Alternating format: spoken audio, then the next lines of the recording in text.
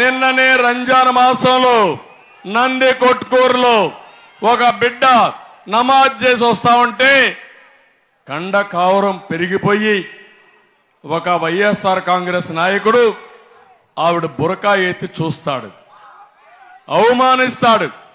ఒక ఆడబిడ్డకి ఈ పరిస్థితి వచ్చిందంటే ఈ గడ్డ పైన నేనున్నానంటే నేనే సిగ్గుతో తలంచుకుంటున్నానని చెప్పి నేను మీకు తెలియజేస్తున్నా.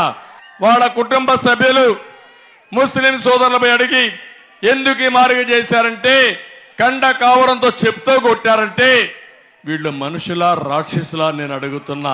జగన్మోహన్ రెడ్డి అడుగుతున్నా, నా మైనారిటీని అంటావు, నీ మైనారిటీ అయితే అబ్దుల్ సలీం దారుణంగా ఆత్మహత్య ఎందుకు చేసుకున్నాడు? నిన్న నందికొట్కూరులో నీ కార్యకర్త నీ ఫోటో పెట్టుకొని బుర్కా పైకెత్తి అవమానిస్తాడా? ఇది న్యాయమా తమ్ముళ్ళు అని అడుగుతున్నా. రంజాన్ మాసంలో మైనారిటీ సోదరుల్ని దీనికి పరిష్కార మార్గం ఒకటి, అందరి పిల్లల భవిష్యత్తు కోసం సైకో పోవాలి.